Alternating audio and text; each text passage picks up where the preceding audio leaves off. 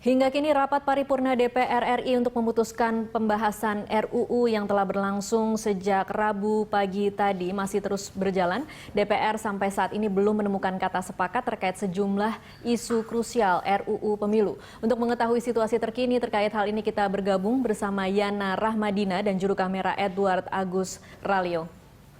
Yana, bagaimana jalannya rapat paripurna hingga sore ini? Ya Tasya, hingga saat ini memang rapat baru akan dimulai kembali setelah sebelumnya dilakukan skors. Dari pukul 2 tentunya untuk 2 jam ke depan dilakukannya skors pada sidang paripurna putusan RUU Pemilu ini sendiri adalah untuk memberikan waktu kepada antar fraksi melakukan lobi-lobi politik karena dari beberapa pembahasan ataupun juga pendapat yang dikemukakan dalam sidang paripurna sejak siang tadi menyatakan setidaknya masih terjadi perdebatan antar fraksi di mana ada beberapa fraksi yang juga belum menentukan sikapnya untuk memilih salah satu dari 5 paket yang disediakan oleh Pansus RUU Pemilu. Adapun setidaknya sudah ada 5 fraksi yang sudah menentukan sikapnya.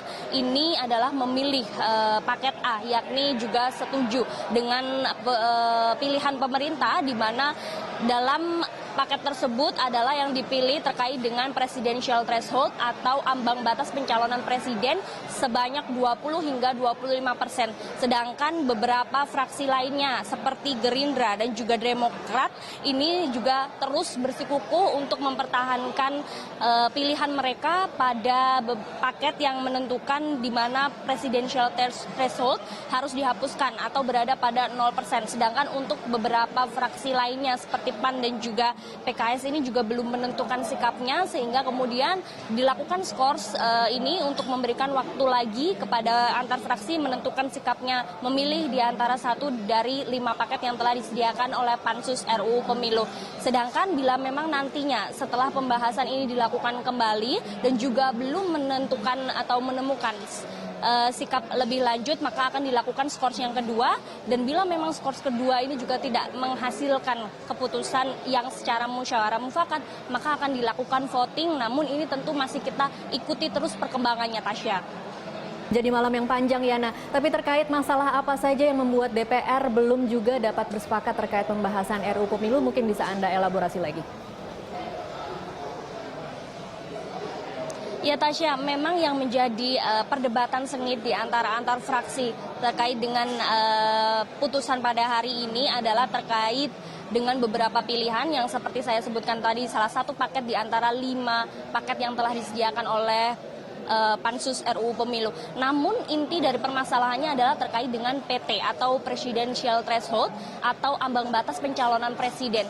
Ada beberapa paket yang diberikan atau dibuat oleh Pansus RUU Pemilu ini memiliki Presidential Threshold 20 hingga 25%. Kemudian ada juga di antara nilai tersebut yakni 10 hingga 15% dan juga ada yang dihapuskan atau 0%. Artinya adalah beberapa fraksi seperti fraksi PDIP, kemudian Golkar, Nasdem, Hanura yang sudah menyatakan keputusannya dan juga ini setuju dengan keputusan pemerintah PT harus berada pada 20 hingga 25% tetap bersikukuh karena mereka menginginkan parlemen yang hebat yang juga mendukung pemilihan presiden pada 2019 nanti. Artinya adalah karena sesuai